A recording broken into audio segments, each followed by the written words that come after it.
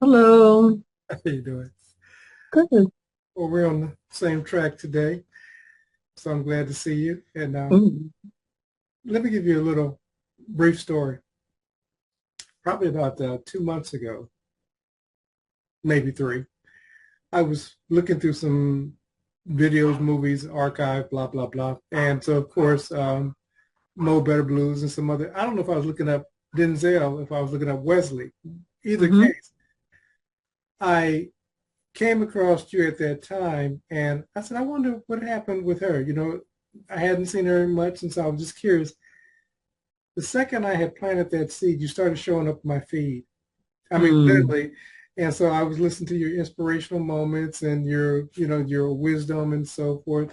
And you had talked one time that you were doing a delivery, and somebody said, "Look who's delivering!" So, and I'm going Mm. through all this stuff, and I said, it's very interesting. So, of course, I decided. I said, well, let me reach out to her and see if she's open to getting on a talk and so forth.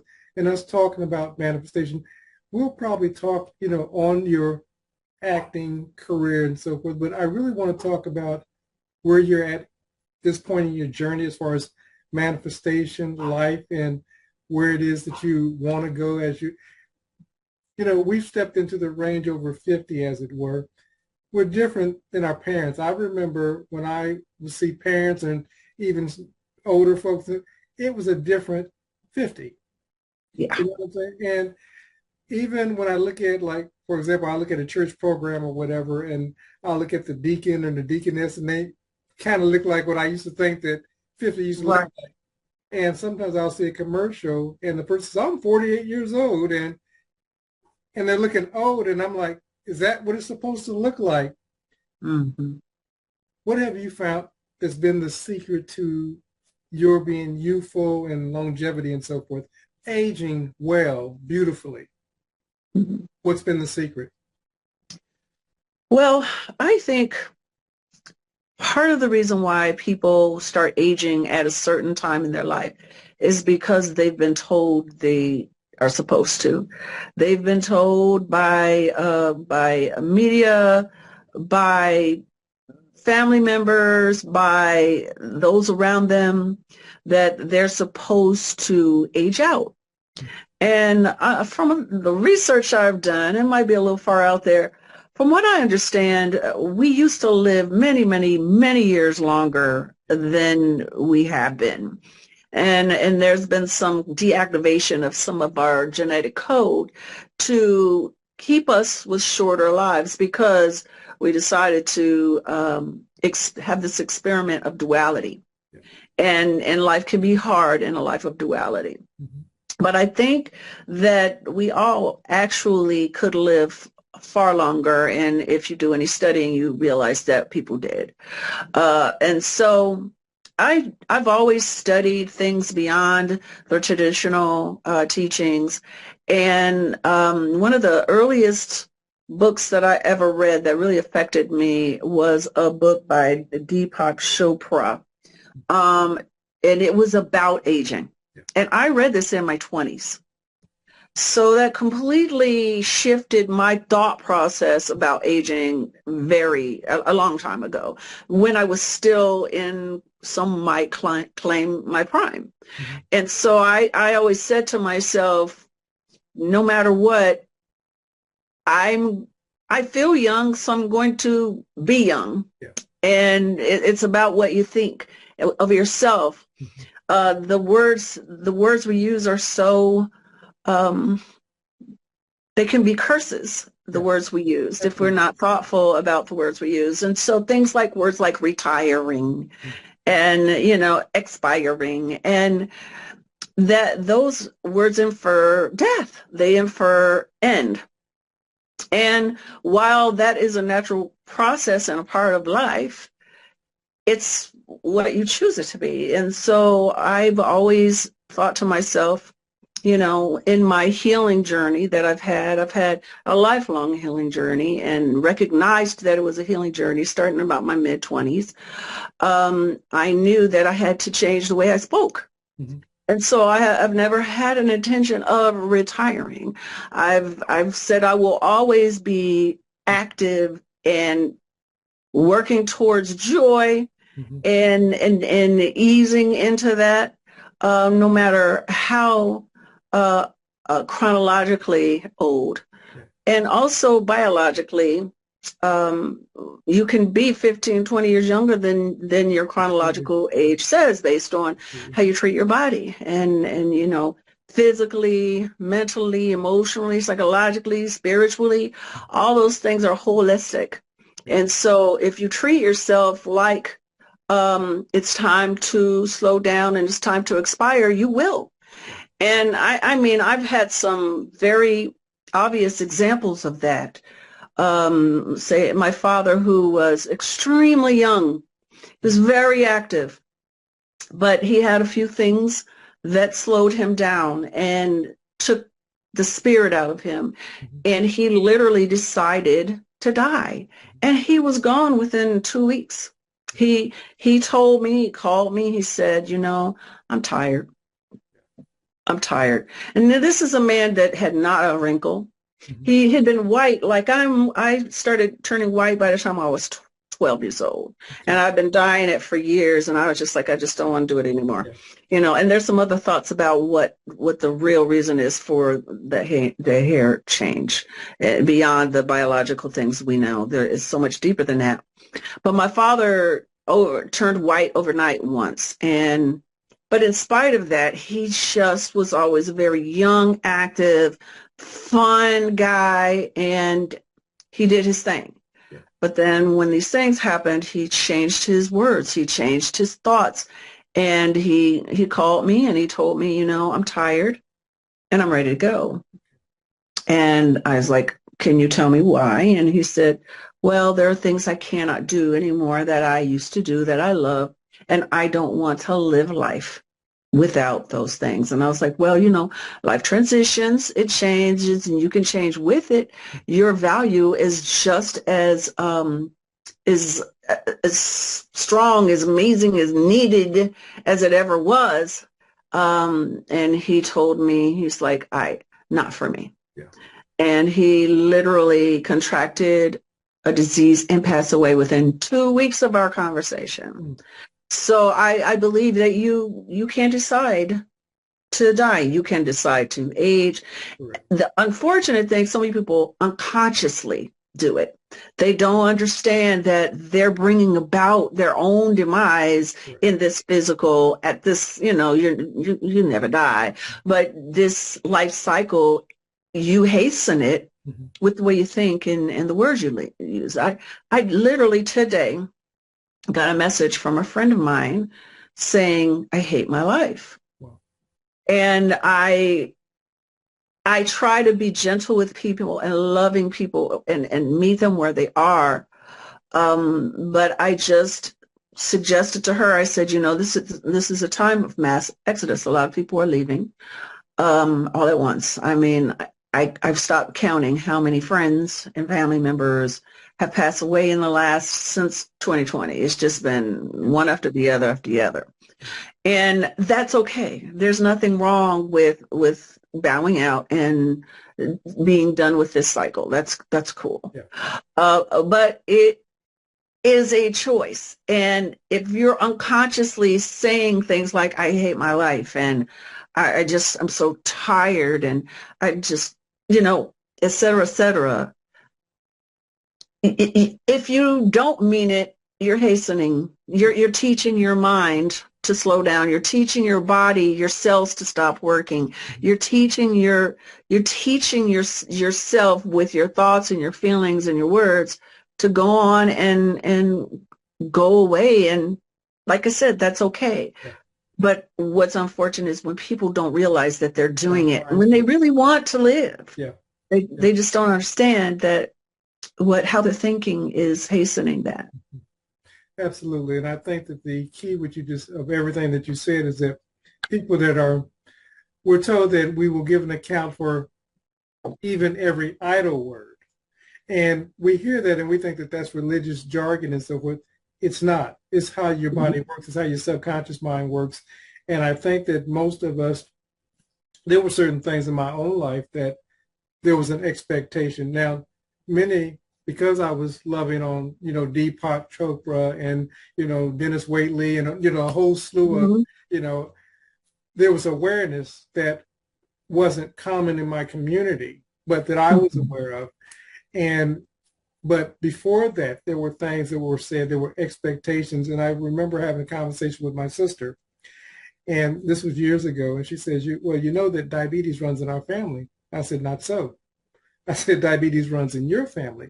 I said, because you have the same thought patterns, the same habits, and so forth. I said, but that's not the case in mine. Mhm. And as we matured, as we grew older, she dealt with, well, she still lives, I don't want to say in past tense, but hypertension, Mhm. diabetes, and because that was the expectation. Mine, on the contrary, that's not been my story. And Mhm. it's really important, you know, where we grew up, there was an expectation of how you live, how you dress.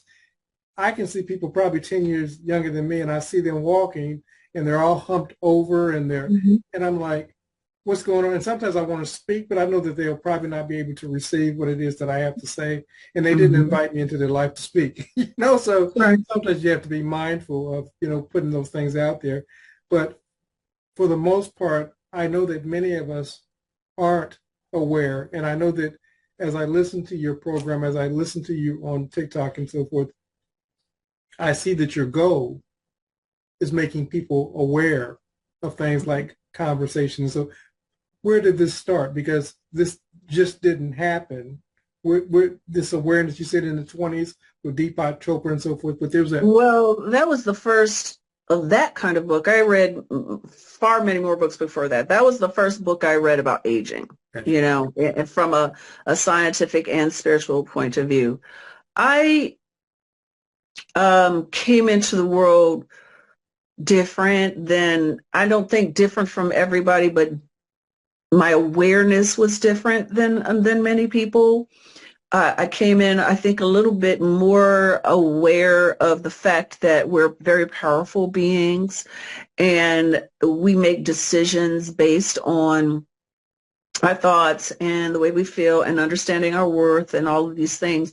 But I still had many trials. I had many things that I had to push through, Mhm. learn from, that were very, in some people's lives, extremely traumatic. Mhm. And but I was fortunate that I did come up in the church. My grandfather was a pastor. My mother was very religious. My father was not at all. My father was a preacher's kid. So he was one of those kids that went the opposite way, and he studied more Buddhism. He read quantum physics, and he all had all that. But I was fortunate that my grandfather was, while certainly in some aspects, very old school, power hungry Christian thought processes when it comes to control, when it comes to certain things, but most things he was extremely open. I mean, our church certainly tried to follow the tenets of Jesus, and when it comes to service and accepting and loving people where they are. And and then he also had like Bible classes that he called Bible classes, but were more than that. Like we would learn about all the different sacred texts Mhm. and see the similarities that flow through them all. Gotcha. So we were never taught that if you weren't a Christian, you weren't going to hell. We weren't taught those things. And so I had a head start on that kind of thinking. And then listening to my father. My father used to this is being very open, but he used to astral project to me when I was little. My father would come to me. My closet was a portal, and all kind of things came through. That's what I mean. I was more aware of things. I would see things positive, high vibrational and low vibrational. I Sure. saw angels, I saw lower forms, I saw shadow people, I saw all kind of things growing up. And then I saw my dad.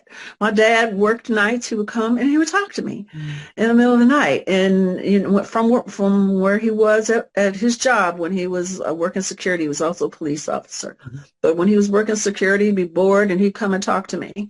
And it scared my mother to death because she was not that kind of thinker. She was more Christian, Yeah. in that Understand. that mindset, although she did shift. But it scared her. So my father's like, well, if it scared her, I'm going to stop doing it because maybe she's picking up something. Maybe I'm in danger or something like that, whatever. So I experienced all kinds of things early. I started learning from my dad early. And then the stuff I learned from my grandfather and in our church about other texts and whatever. So it was always a research. I love to read about all the different ways to God, to source, to creator. I love all of that. And then when I started college, whew, that was it. Everything changed for me. I started learning about, I'd already been meditating and doing yoga and stuff like that, but not to the extent that I began in college, and the world opened to me at a time that was still kind of not every day for many people, and I couldn't share a lot of this stuff with others. But what I've always tried to do is I was very shy, didn't talk to anybody, but one-on-one, I was always somebody's therapist, always somebody's, So what I'll try to do is take everything that I've learned and incorporate it into my life and in my livelihood, how I move. And when I have the opportunity to communicate with someone in a way that they can understand without disrespecting their beliefs, certainly, that's how I try to do it. Yeah. Mm-hmm. Likewise. So I'm curious, there was a transition that took place. How did this acting bug come into play? Well, like I said, I had quite a bit of trauma when I was very young. So I was pretty nonverbal. I mean, I could speak, but we were taught, as children, you don't speak unless you're spoken to. I was the only girl for many years. My first sister wasn't born until I was 14. It was all boys. All my cousins were all boys. So since I was the only girl, I really didn't have that many people to talk to. I didn't really have friends. The women served the men. It was a very patriarchal family. So that was kind of like the way of things. It wasn't a lot of talking. My mom never really was a big communicator. I really didn't know that much about my mom because she had a lot of trauma herself. So when I can't remember how old I was when my uncle started working with me as a singer. Okay. Definitely by 5. I experienced a really hardcore trauma at that point in my life, and my uncle recognized that I was already very serious, already pretty somber, didn't smile and all of these kind of things. But he noticed a shift to even more darkness for me. He didn't know why. He didn't know what had happened. He just knew that something shifted in me. And so he was living with us. He was a professional singer. He had moved to Chicago from Indiana. And so he was living with us while he was really growing his band and blah, blah, blah. So he would bring me into his space and put me on the piano and start playing with me there and then teaching me how to sing. Mm-hmm. And singing eventually led to acting. Okay. When you sing in public school, you typically end up in the chorus of some sort, which is in a play. And so it just kind of transitioned that way. But I was a singer first. Okay. Music writing, and acting were my therapist. Okay. The stage was my way to have a personality, because otherwise I was in a corner reading a book by myself quietly. That was me for all the way up into my 20s. Even when I was doing movies and stuff, I still, people would get angry with me. I would go to a party and I would literally have a book and read it in the corner. And people would be like, why are you here? So they stopped inviting me. But I just didn't have a voice yet. It took me some time and some therapy to start working through some of the trauma that I'd experienced that I'd never shared with anyone. I never told my parents, my grandparents. No one knew the stuff that I experienced as a child. I kept it all to myself. And so the stage And eventually the camera became my way of expressing myself, and I could be all these different kind of people and move others with the way that I said my lines, or the way that I sang that note, or the way that I interpreted those lyrics. So it was my way to communicate for quite some time, and I just journaled. I wrote poetry, but I didn't share it. Yeah. But that's how I began doing that thing. There are many, many, many actors who are like that. We're really good at interviews. We get good, and we get comfortable in that. But put us in a group of people, we're like, whoo, too many people. Yeah. We're introverts. There's a lot of actors that are introverts. And there's a lot of us that are troubled, that have gone through things. That's why we tend to be able to do a good job in that creative space, because it's how we cope. It's very interesting. I was thinking about, as you were talking, one of the things that I dealt with, so it's even funny that I do what I do today. I was painfully shy. When I was delivered into my first school, I mean, literally, I cried all day. And so when my mom came and picked me up, she says, what's wrong? I'm like, well, I don't want to go back there anymore. And she said, well, baby, you don't have to go back there anymore. The thing is, as a kid, I didn't know what that cost her. Not because if she's with me at home, she's not working. Mm-hmm. And so she took that year off. And so I went into school thereafter. And so I fell behind, because I'm now a year behind trying to play catch up with everybody else. And it's just very interesting that I discovered my voice when I was in the Marine Corps, because again, even in the Corps, that was one of my, okay, I'm going to go to the Corps, I'm going to be tough, I'm going to be blah, blah, blah. But I was still that shy kid. And so some events took place that allowed me to begin to open up. So I don't even say today, I love my own company, and you probably understand exactly what I'm saying. I love my own company, so that's hard for people, that are, in my life and so forth, because it doesn't, when you're like that, when you can entertain yourself. Mm-hmm. And so, but it's just interesting. Now I'm out here, and people probably wouldn't know that, initially I was painfully shy, because now I don't live from that aspect. And it's funny, one thing that you learned as an actor now that they say it, you put on different personalities. Let's talk about that. Mm-hmm. Mm-hmm. It's liberating, because if you're free enough to explore all different parts of yourself. And I've played many characters that are not anything like me when it comes to their character and all of that. But it's a way to try on a different costume all the time and express yourself in ways that you never do in real life. I've played a lot of dark characters, not so nice people.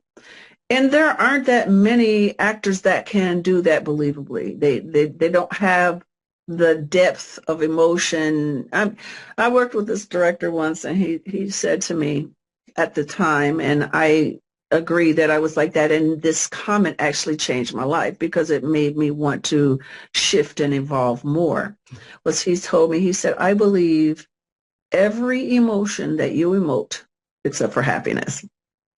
He said, I believe it when you're miserable. I believe it when you're angry. I believe it. He said, but if you're supposed to be happy, I don't believe it. Mm-hmm. And I wasn't. Yeah. I wasn't happy. So that that was the implication of that was, I have to work more to find this joy that I don't even know if I'm capable of, because I really had a dark, shadowy life. Mm-hmm. I had moments of beauty, but the majority of it was a struggle that made me who I am today. Yeah. And that's not a moment of my life that I regret or that I look back on and cry about right now because I've healed so much over the years. And that I've found my way to my joy. Mm-hmm. And I really understood and realized that if you really know who you are, for real, are acquainted with who you are, no certain experience can knock you off of that place. It might be able to move you a little bit. Yeah. You might do a little shimmy, but you'll find yourself back to a place of peace and joy. Because everything is just an experience, and my go-to is when something happens, I'm like, okay, what am I learning? What's this about? You know, what new thing what little morsel of goodness am I getting from this? Yeah. You know, and if I look at it that way, it turns into that, and then I do get something out of it, and then I just go back to my joy. Yeah. Mm-hmm. What was that? So you had this discussion with this director. Mm-hmm. Now we have to question, what's that about? What do I need to do to find it? What acted as a catalyst? Now, was that therapy? And you don't have to, you go to the extent that you want to share, but Mm-hmm. what was that thing that helped you discover, okay, I'm not happy. Now, how do I find her, that little girl that needs to be happy? Right. Well, like you said, therapy. First of all, you know, that was, for me in the very beginning, I needed medication. Okay. I was deeply depressed, physiologically depressed. You know, there were like my serotonin, there was none, you know, the hormones that make you feel good, I just didn't have them. And I started having horrible anxiety attacks. And literally, I did not know when what was going to trigger them, when they were going to come upon me. And I was like working and in the public's eye, and I'm going to gatherings and everything looks fuzzy. Nothing looks clear and all kind of things. So I was like, okay.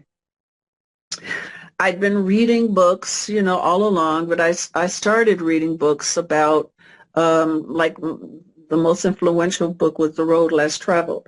Okay. That book completely prepared me for the therapeutic journey. Okay. And I started going to therapy, and she then had me diagnosed by a psychiatrist, and yes, your serotonin, your hormones are not working. And we talked about the trauma and how literal, you know, life trauma can shut down different parts of your body. And so I started taking medication for depression. And I'll never forget, within like 3 days of starting, I was walking, getting ready to cross the street in Los Angeles. It's where I lived for most of my adult life. And I swear it was like the windshield wipers swept across, and all of a sudden I see color. I didn't know. My life was a life of grays. I saw that there was a differentiation of colors, of hues, but all of a sudden I saw green and red and yellow and purple, so bright. And I literally was standing on a corner, a busy corner, crying because I was seeing color for the first time in my life. And that was the beginning of that journey. So I've been in therapy a few times, and I'm still in therapy. I go in and out depending on what's going on in my life, because I feel that it helps me heal faster than trying to do it on my own. And that was the beginning of my healing journey, and I had a long way to go and a lot of things to go through to get to where I am today. But that was the beginning of that, and it was an amazing shift in my life. The anxiety went away. I used to be I never could sleep. I never slept. And I would have night terrors when I did.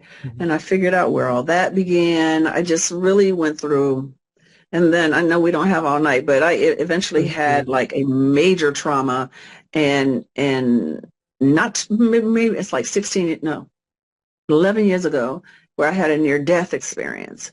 And so I feel like all of that other stuff led up to that near death experience. And then I am like, it was a real huge, um, when I died and had that experience. But my experience was different than a lot of other NDEs. I was dying for about a month and didn't know it. So I was like half in, half out Mm-hmm. of this reality and another. Okay. And so I was experiencing different things, and I was having a review Mm-hmm. through that. Okay. So I was learning so many things about how I came to the spot that I was in. Like before, I didn't go back and like past life kind of stuff. I just went back to the womb Got you. and hearing my parents arguing and all that kind of stuff, and remembering when I was a baby Mm. and the things that, so all these things, my night terrors, my anxiety, my fear of abandonment, my fears, all these things, I understood them. And then I also experienced the whole thing of feeling what other people felt from my actions, and going through that whole process. And there were people that I'd hurt that I didn't even know I'd hurt. And in review, it doesn't care, just they're showing you how your actions, if you know it or not, are affecting others. Certainly. And so it really taught me so much. And that was like a major shift for me, and I just keep shifting and evolving.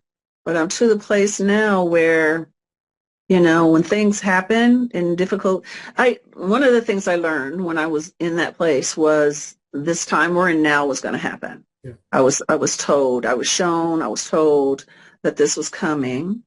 And because at that point, when I flatlined, when I eventually got to the point where I flatlined, I was given a choice. Usually people say, go, you got to go back. You're not done.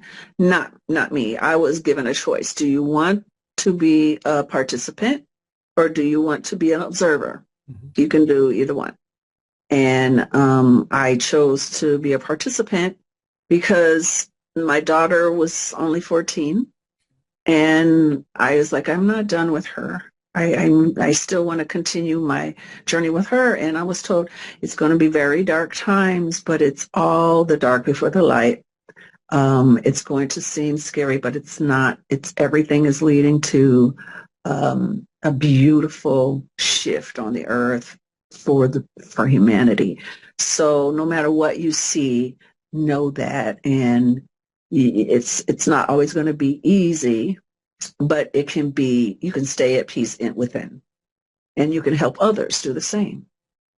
So that's what I chose to do. I appreciate that you say this because a lot of practitioners, a lot of people that teach like the law of attraction, manifestation, and so forth, a lot of people give the impression, and this is some of the things that I kind of speak to, but a lot of people give the impression that, once you start understanding this stuff, how life works and so forth, kind of taken as it were a wizard behind the scene of the curtain, that nothing ever bad ever happens and it's just not the case. So a lot of times new people, they hear this and they start wondering what they're doing wrong. And the truth of the matter is they're not doing anything wrong, but it's the opposite. It's the opposite. It's the opposite. Yeah. You start healing your shadows. You start working through things that you didn't realize were issues or blocks, or you start looking back over experiences in this lifetime in the past. You start healing generational curses. None of that is easy and pretty and fun. No. It's none of it is fun. Yeah. But oh my gosh, the lightness that you acquire, the feeling of that it just changes everything.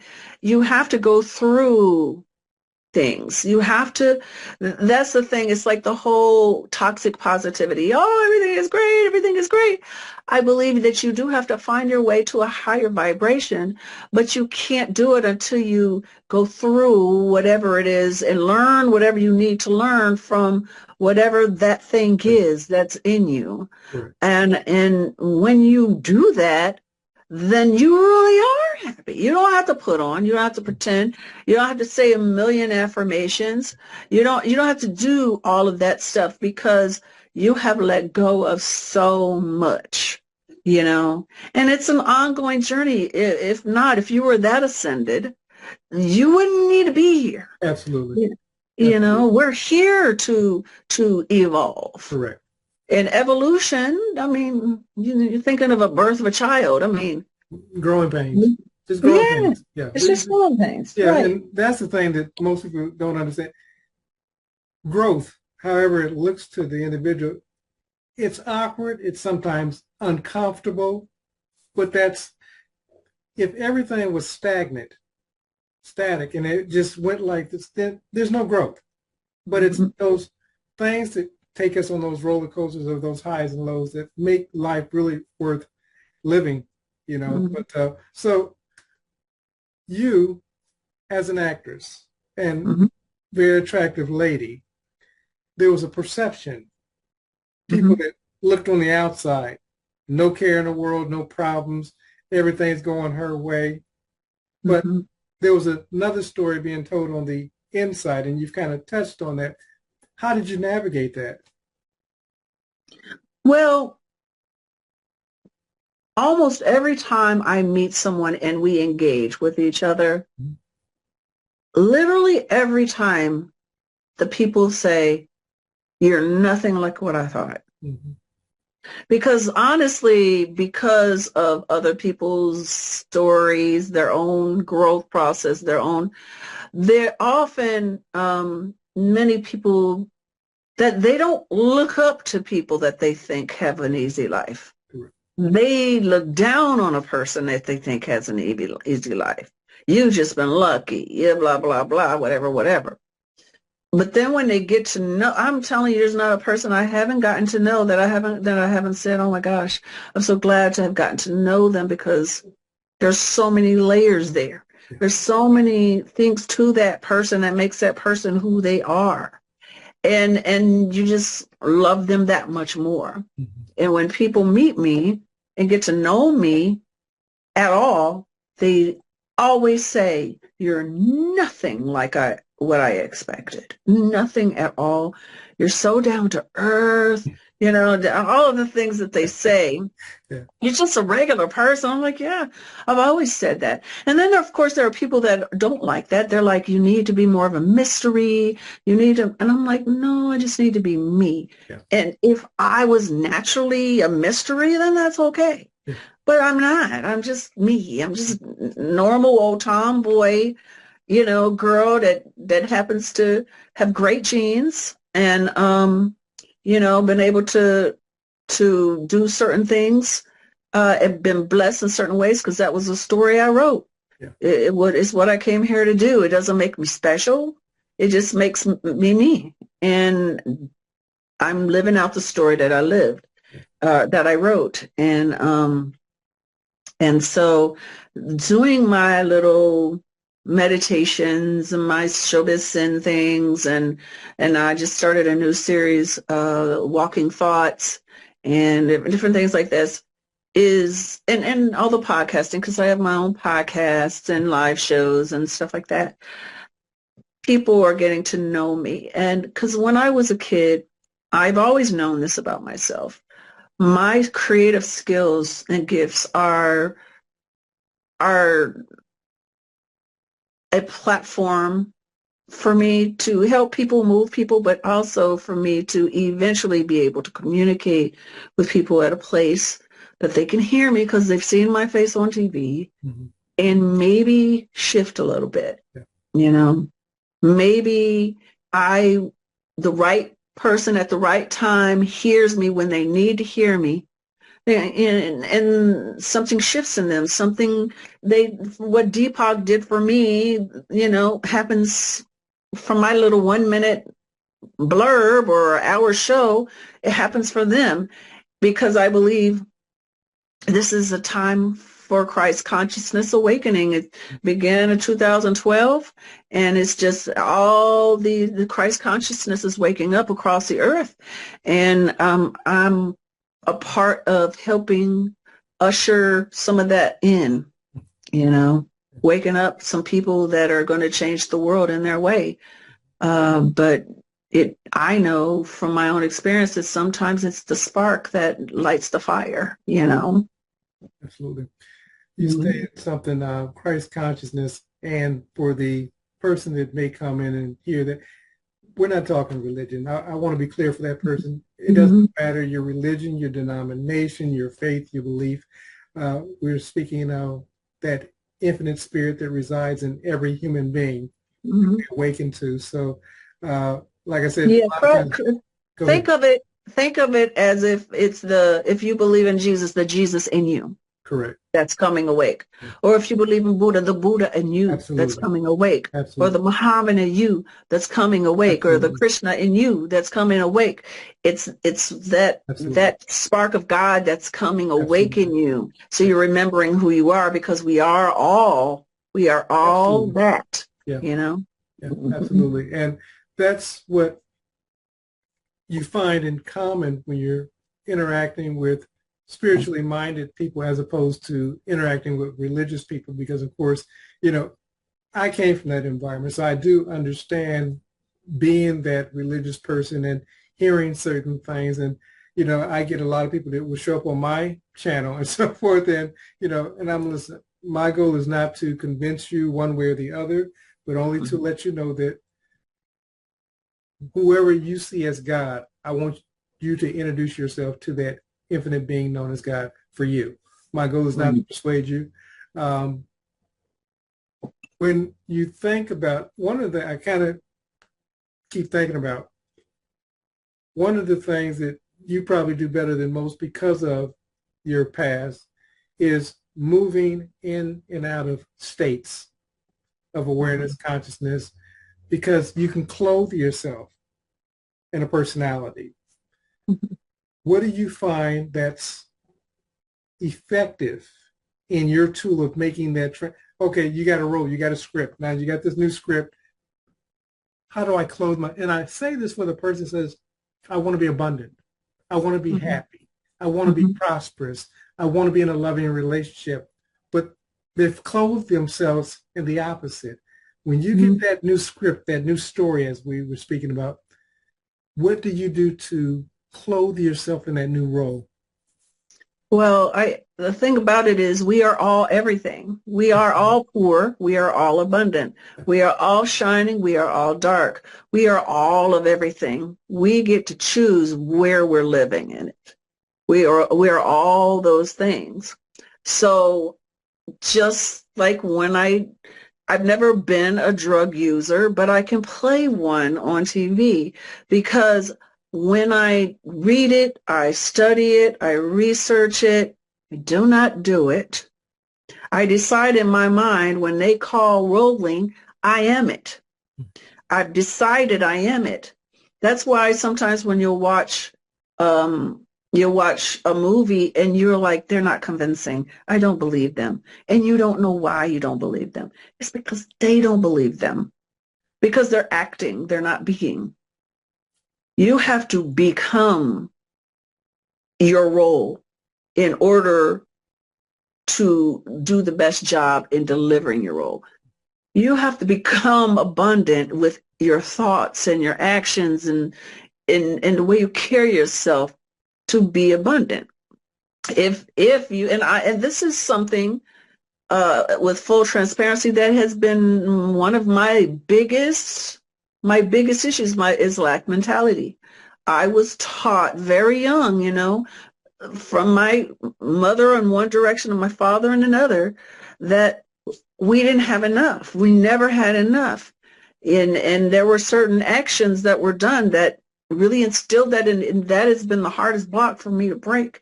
And I'm finally getting to the point of understanding that if I want to be abundant, I have to be abundant. Absolutely. It's not thinking it, oh, I am rich, I am rich, I am rich, I am rich. Yeah. Although that works for changing your mind, you can't reprogram your mind. That can change your neurology. And the more you learn how to feel it, as much as you think it, as much as you say it, then you can be it. Because if you think about it, using the word abundance, you really are freaking abundant. You really are. You really think about it. Most people, especially in the United States, with all your issues, with all your, you're not sure how this bill is going to get paid. Guess what? It does. Mm-hmm. Or, not sure, how I'm going to do this. It does. Mm-hmm. Ultimately, usually, it does. It does. And I have been homeless. Yeah. But guess what? While I was homeless, I was living on somebody's couch. Mm-hmm. So I was not homeless ever. Yeah. I know people that have lived in the streets. Mm-hmm. And those people that live in the streets, most that I've known, I'm not saying this is about everybody because everybody's different, wanted to be there because they didn't want the responsibility of bills, those kind of things. My father was a police officer in Chicago, and he thought he was doing this big favor for all this homeless community. He loved them. He was a community cop. He was out there with the people. He knew them. So he went and he got this huge grant, and he got them all homes, and he got them this, and he got them that. And then he went to them, and he was like, this is what I'm giving you. And they're like, we don't want that. Yeah.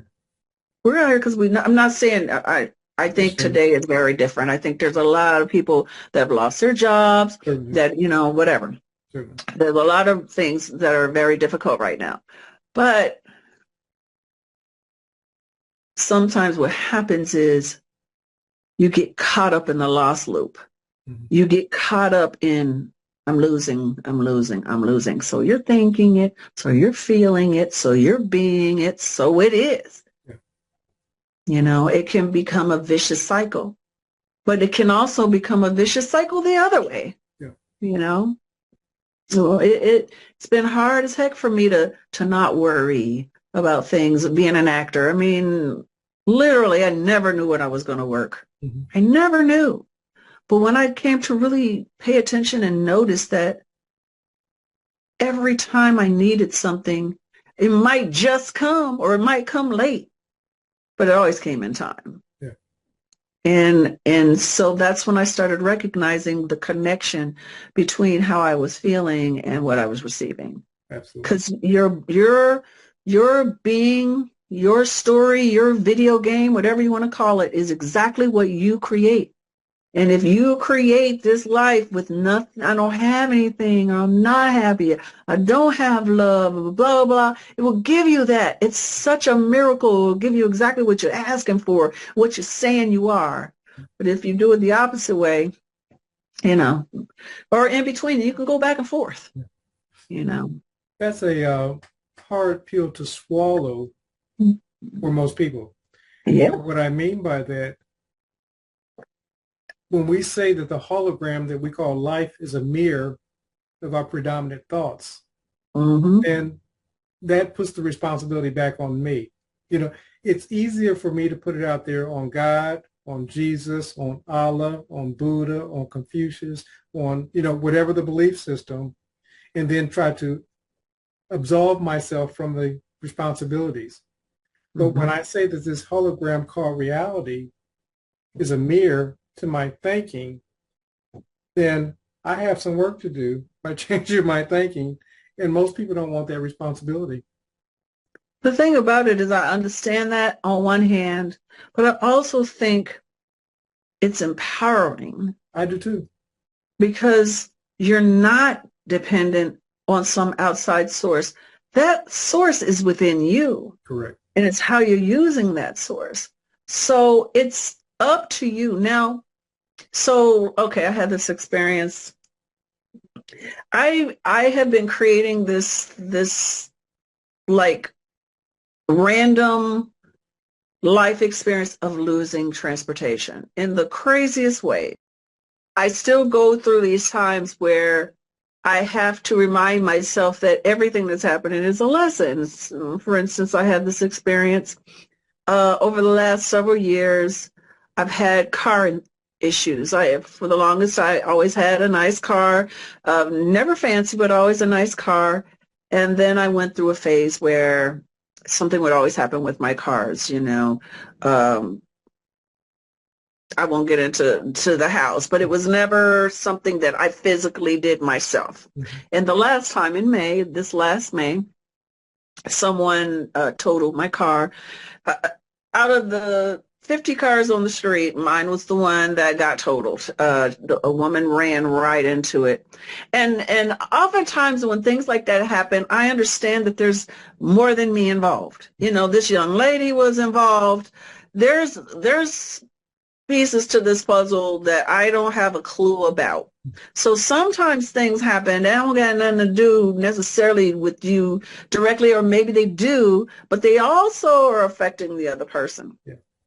So I was very angry because I had been paying on this car and a lot of money, and I was almost finished paying with it, and I was so excited to not have that bill. Mm-hmm. Because before I'd always just bought my car straight out, but I haven't had that kind of work in a while where it paid me enough to go buy a car. Mm-hmm. And so I had a car payment, and I was angry for about a week.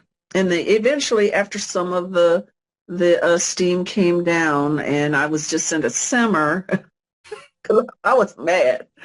I kept praying. I was like, can you please, somebody, one of y'all, guides, God, Jesus, whoever, tell me what I'm supposed to be learning here, because I keep not having my independence because I have to depend on other people for transportation, and I really, really don't want to. I want to understand. Yeah.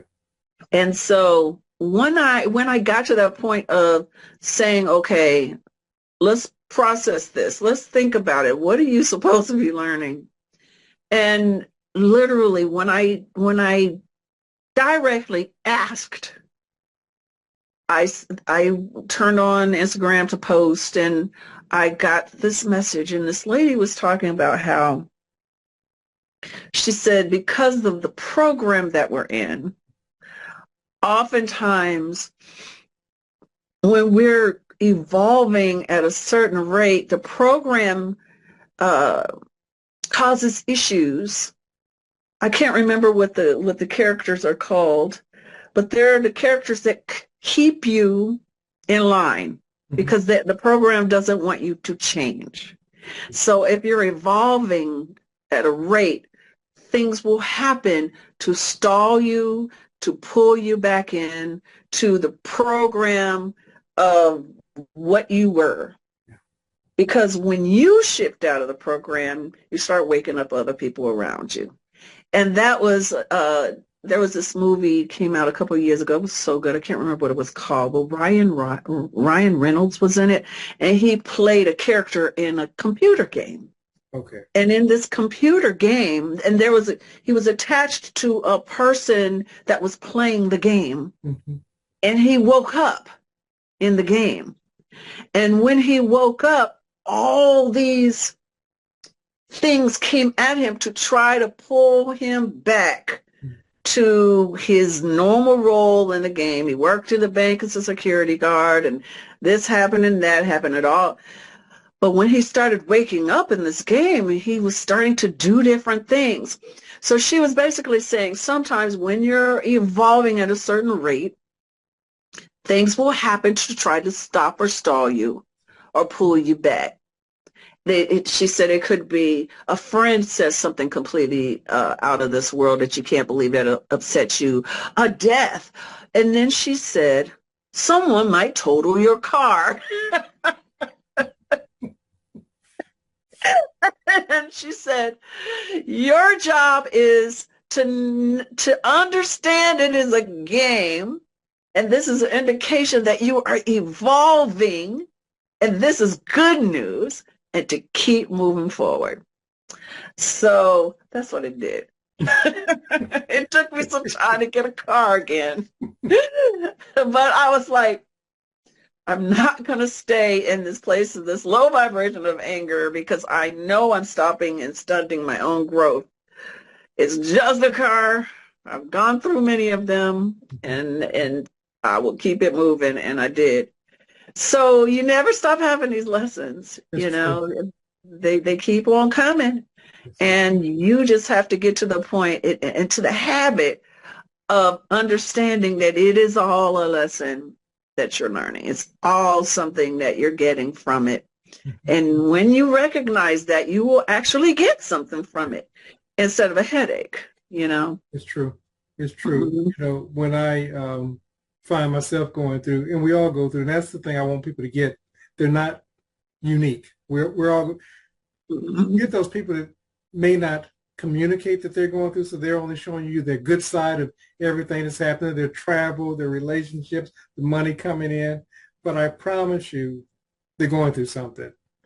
And so I think that you ended on a good note for the person because somebody's being challenged. Somebody's going to watch this. Somebody's going, and what they're going to discover, oh, I just need to keep focusing on where it is that I'm going, the journey, and like you, what I will inquire with myself when I get out of my anger, my frustration, whatever it is that I'm occupying, what am I supposed to learn from this? You know, and when you're open, the most wonderful lessons begin to reveal themselves. But Mhm. as long as you're operating in that anger and that frustration and that depression, whatever, and again, we may all find ourselves there. The goal is to simply not to stay there because the only thing you can do is go deeper into that quagmire. But we all go through. We call it the valley of the shadow of illusion, the valley of the shadow of death, but we're all going through it. So is there anything that you want to say to the person that's going to be watching this uh, for the second and third time that when they come back that you want to leave them with? I would just say this. You are amazing. You are a powerful being. You're just starting to remember that you are. And not powerful over others, Correct. but powerful amongst many. Mm-hmm. And the experiences that you're having are only serving you. They're not hurting you ultimately. They are serving you. You may feel the growth pains, but you will continue to grow if you keep at it and give yourself a break. Mm-hmm. Just give yourself a break. You're exactly where you need to be to make the next best step for you. Good. Good. Well, it's been a pleasure. I know that this won't be our last time. I'm sure there's other conversations that are brewing. So I enjoyed it.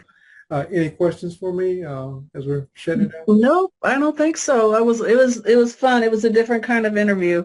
It was nice to talk about these kind of things instead of just how was it your kids did they, yeah, those kind of things. I did, and I purposely, my only reference was, the Spike Lee, Mo Better Blues. And so, and like I said, I had made the inquiry, what happened with her? And all of a sudden you started showing up in my feed. So serendipity.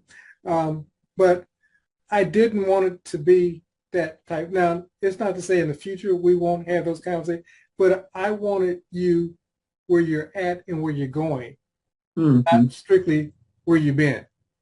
I appreciate that. You're still doing Mhm. something here. And matter of fact, you're doing something bigger, better than we can ask, think, and or imagine. And I don't even know the end results of that. We may do something together. Who knows? Don't have a clue. But I'm open. Sounds good. All All right. righty. All Appreciate right. you. Thank Talk to you you. soon. Thank you. Bye-bye. Bye-bye.